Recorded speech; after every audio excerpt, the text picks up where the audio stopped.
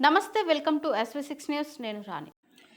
యాదాద్రి శ్రీ లక్ష్మీ నరసింహస్వామి దేవస్థానం board డైరెక్టర్గా నియమితులైన Eshwaramma యాదవ్పై Telangana youth Congress రాష్ట్ర అధ్యక్షుడు జక్కిడి శివచరణ్ రెడ్డి చేసిన వ్యాఖ్యలను నిరసిస్తూ బీసీ సంఘాల నాయకులు ఆందోళనకు దిగారు. ఈ నేపథ్యంలో జక్కిడి శివచరణ్ రెడ్డి నివాసానికి వెళ్లిన బీసీ సంఘాల నాయకులకు ఆయన అనుచరులకు మధ్య తీవ్ర వాగ్వాదం చోటు చేసుకుంది. పరిస్థితి ఒక్కసారిగా ఉద్రిక్తంగా మారడంతో ఇరు వర్గాలు ఒకరిపై ఒకరు రాళ్లు కర్రలతో దాడి చేసుకున్నారు. ఈ ఘటనలో పలువురికి గాయాలయ్యాయి. సమాచారం అందుకున్న పోలీసులు వెంటనే సంఘటన స్థలాన్ని చేరుకొని పరిస్థితిని అదుపులోకి తీసుకురావడానికి లాఠీ చార్జ్ నిర్వహించారు.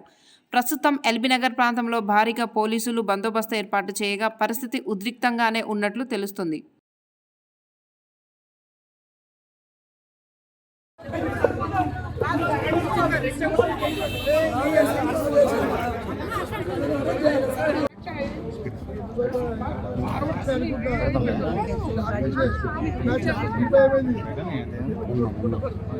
ఏది పడుతుంది పెడుతుంది అమ్మ వందల మంది వేల మందికి జాబులు ఇప్పిస్తాను. నేను కులం చూడలే, మతం చూడలే. ఇదేంది అమ్మ, వందల వేల మందికి కోట్ల రూపాయలు దానాలు చేసాం. ఇట్లా నిజాయితీగా ఉన్నాం కాబట్టి ఏం కాలేకపోయినాం జీవితంలో. ఇట్లా మేము కూడా జంపులు గింపులు కొడితే ఈ పాటికి ఏడుకోకూడదు. తెలియదా అన్న, ఎవరు నమ్ముతాడే కులంని పెట్టి దూషిస్తావు. నేను ఎక్కడన్నా ఆమె పేరు తీసిన వీడియోలో ఎక్కడన్నా పేరు ఉందా? ఏదో తీసుకొచ్చి ఏదో అతికిచ్చి దాన్ని అతికించి జోడించి గ్రాఫిక్స్లో దాన్ని ఏదో చేసినట్టు మొత్తం ఇవాళ ఎట్లయిపోయింది. హీరోయిన్లు కూడా అన్ని కంప్లైంట్లు ఇస్తారు. మేము నటించకుండా నటించినట్టు వస్తున్నాయి. ఏంటి అన్ని కంప్లైంట్లు ఇస్తారు. మనిషి రూపాన్ని తయారు చేస్తుంది. అంతేనా లేదా? నువ్వు రికార్డు కరెక్టే చెప్పినా, రికార్డు వేసుకోవాలి చెప్తున్నా. ఎంత ఘోరం, ఎంత ఘోరం చెప్పు. ఇంటి మీదకి వచ్చి రాళ్ళు లేచి ఏదో దానికి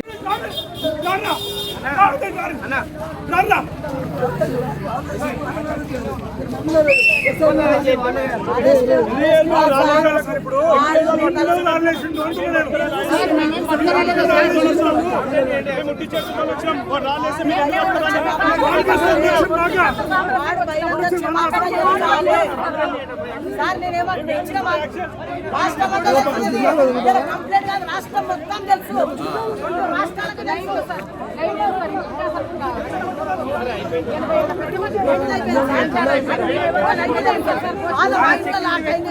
ఆయన దోస్తులని సరే పోలీసులను పెట్టుకుంటే వేరే ఉంటుంది. ఆయన భజన పనులను పెట్టుకుంటారు.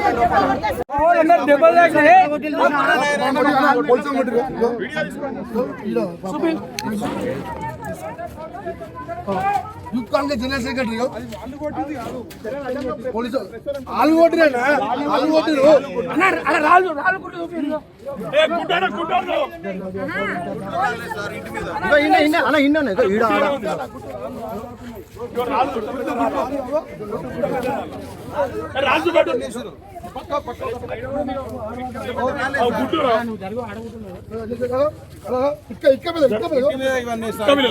అంటే మనిషిని బట్టి సావాలి. మనుషులు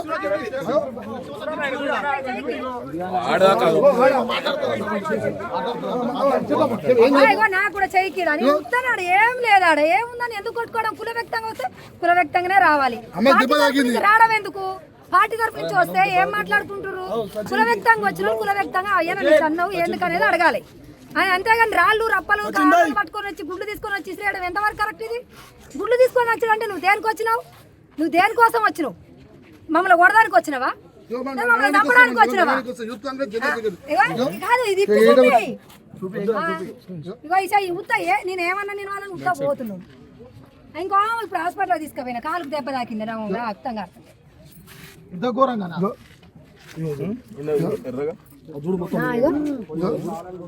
యూత్ కాంగ్రెస్ జనరల్ సెక్రటరీ పొద్దులేసే పార్టీ గేడ పట్టుకొని కొడతారు. ఇలా కొడతారా? మేము రౌడీగా ఏమైనా? రౌడీలు ఆడి ఉంటారు. మేమేమో పార్టీకి పని చేస్తున్నాం. పొద్దులేసే ఈ మధుయాసి రౌడీలు పంపించి కొట్టిస్తున్నా. కాదు, కుల వ్యక్తంగా వచ్చినాడు కుల వ్యక్తంగా రావాలి. నువ్వు వచ్చి నన్ను ఇట్లా అన్నావని అడగాలి. కానీ నువ్వు కాంగ్రెస్ పార్టీ, నేను కాంగ్రెస్ పార్టీ, ఇద్దరం కాంగ్రెస్ పార్టీ. కానీ నువ్వు రాయి ఎందుకు వేసినావు? కాంగ్రెస్ పార్టీ వ్యక్తివే కదా, నువ్వు ఎదగాలనుకున్న మనిషివే కదా. నువ్వు ఎదగాలనుకున్నావు, నువ్వు రాయేస్తావా? 2 కిలోమీటర్ దూరంకి వెళ్ళి ఏం చేస్తారు? 2 కిలోమీటర్ దూరంకి వెళ్ళి పోలీసులు మా నాయకుల ఇంటి మీద దాడి చేస్తుంటే పోలీసులు ఏం చేస్తారు? మేము ఆపితే మమ్మల్ని కొడుతుంది పోలీసు వాళ్ళు తీసి ఆ పిల్లని కొట్టి నన్ను కొడుతుంది 2 కిలోమీటర్ల నుంచి ఇంటి దగ్గరకు వచ్చారు మా గర్మ ముంగడి మమ్మల్ని కులవెక్తంగా అడిగితే కులవెక్తంగా వచ్చి అడుగు. కాదనట్లే. వాళ్ళు వచ్చి ఎక్కడ నేషనల్ హైవే నుంచి ఇక్కడ వరకు వచ్చారు వాళ్ళు ఇదంతా మా ఇంటి ముందుకు వచ్చి మా మీద రాళ్ళేసిపోతారు మమ్మల్ని బయటకు వెళ్ళనిస్తలేదు కూడా జైనింగ్ ప్రోగ్రామ్ చేసి అప్పటి నుంచి వీళ్ళకు జోషన్ రెడ్డి మీద కచ్చ కట్టిరు జీర్ణించుకోలేకపోతున్నారు ఏమైంది అర్థం చాత్రం గురించి అని చెప్పేసి మొన్న ప్రోగ్రామ్ చేసారు అది కూడా చూసి ఓరలేకపోతున్నారు కళ్ళు మండు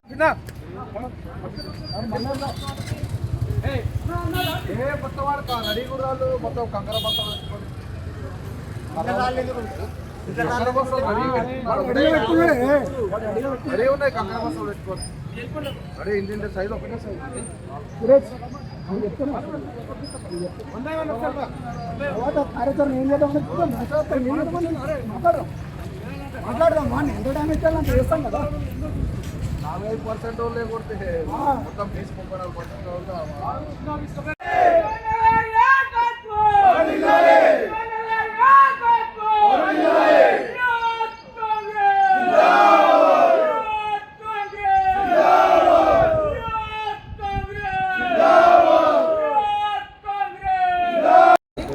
మా ఇంటి మీదకి వస్తే అన్న మేము ఊకోము మాకు చీమరెత్తుంది మా ఇంట్లో మా తల్లి ఉంది మా భార్య ఉన్నది మా నాయనమ్మ ఉన్నది మా ఇంటి మీదకి వచ్చి దాడి చేయడం కరెక్ట్ కాదు రాజకీయ కుట్ర కాకపోతే ఇదేంది అంటే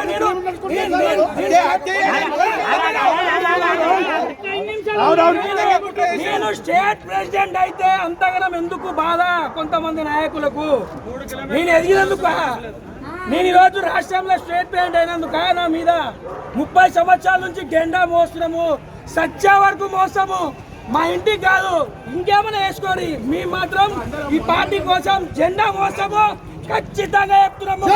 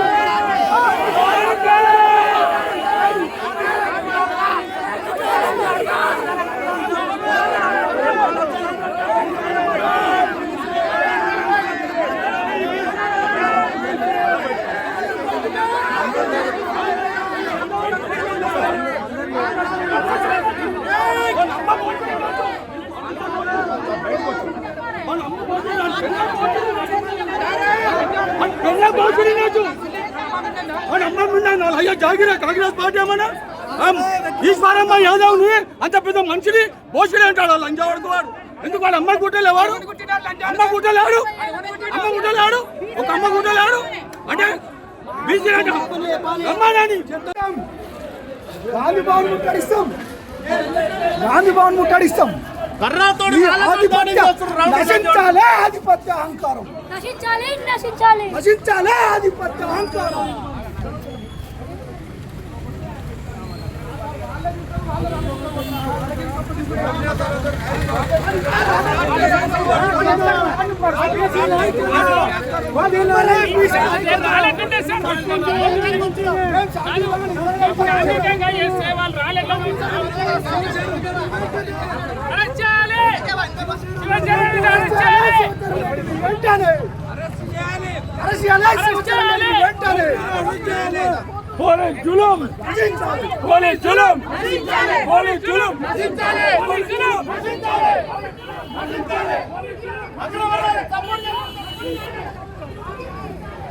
ఇక్కడున్న పాలన ఈ కాంగ్రెస్ పాలన రెడ్డి పరిపాలన కాబట్టి పోలీసులు కూడా ఇట్లానే ఉన్నారు.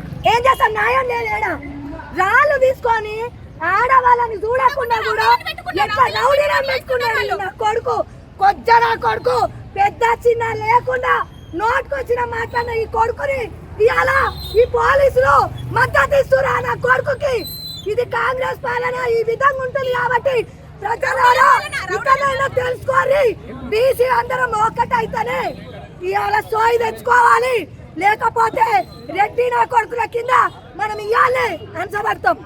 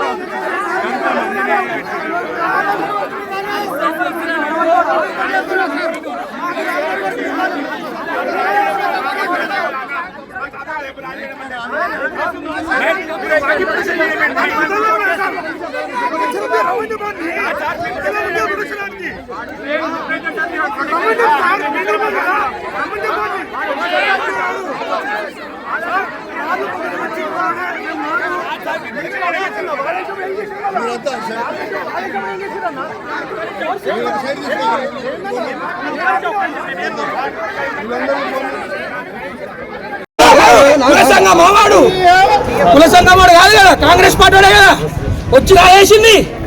కాంగ్రెస్ పార్టీ అని చెప్పి పెట్టుకున్నాడే కదా రాయేసిండు. ఎవరు వాళ్ళు? టీఆర్ఎస్ గుండాలను తీసుకొస్తావు, గుండాలందరూ తీసుకొస్తావు. 2 కిలోమీటర్ల నుంచి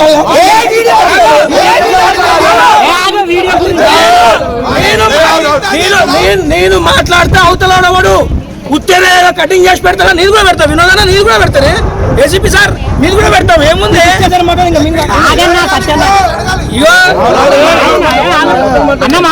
ఏంది ఇంటి మీదకి రావడం? ఏంది రూలింగ్ పార్టీ?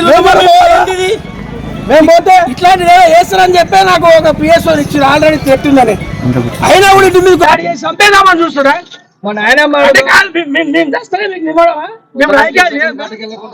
చాలా మందికి పనిచేసాం.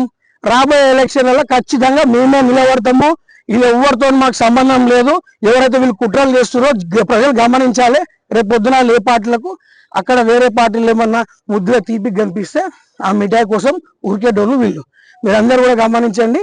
జక్కిడి ప్రభాకర్ రెడ్డి అంటే కాంగ్రెస్, కాంగ్రెస్ అంటే జక్కిడి ప్రభాకర్ రెడ్డి, కాంగ్రెస్ అంటే జక్కిడి శివచరణ్ రెడ్డి. మా కుటుంబం అంటే కాంగ్రెస్. మా ఇంటి మీదకి ఎవరు వచ్చినా కూడా ఊరుకునే ప్రసక్తి లేదు. ఈ రాళ్ళేసిన విధవలను ఇమీడియట్ గా అరెస్ట్ చేయాలని పోలీసులను కోరుకుంటున్నాను. ఈ రోజు పోలీసులు ఏం చూస్తుర్రో నాకు అర్థమైతలేదు. మా సొంత పార్టీ వాళ్ళు మరి పోలీసులకు ఏమైనా చెప్పిర్రా వీళ్ళు ఏం చేస్తుర్రో? మా ఇన్ఛార్జ్ మరి ఇంతగానం జరుగుతుంది, మరి ఇలా కనీసం ఆరాధించలేదు. ఏం జరుగుతుందో కూడా మరి నన్ను అడుగుతలేరు. మరి ఇక్కడ ఇన్ఛార్జ్ ఉన్నారా లేదా అని మిమ్మల్ని అడుగుతున్నాం. ఆయన ఏం చేస్తుండో కూడా మాకు అర్థమవుతలేదు. కనీసం ఇక్కడ ఇంత ఇష్యూ జరుగుతుంటే ఏం జరుగుతుందని కూడా అడగాలి. ఏమి అడగకుండా నాకు తెలిసి పోలీసులను కూడా సహకరించొద్దు అని చెప్పి ఉంటాడని చెప్పి మేము ఒక డిమాండ్, అంటే మాకు డౌట్ ఉంది. అధిష్టానాన్ని కోరుకుంటున్నాము. కార్యకర్తల అనుమానం, నాది కూడా ఉంది అనుమానం. మేము అడుగుతున్నాము, అందరు అడుగుతున్నాము, పార్టీ పెద్దలందరినీ వేడుకుంటున్నాము. అసలు ఎల్బీ నగర్ నియోజకవర్గాన్ని కాపాడండి, ఎల్బీ నగర్ నియోజకవర్గాన్ని కాపాడండి. అందరికి చేతులెత్తి వస్తున్నాము. Save LB Nagar, save LB Nagar, save LB Nagar.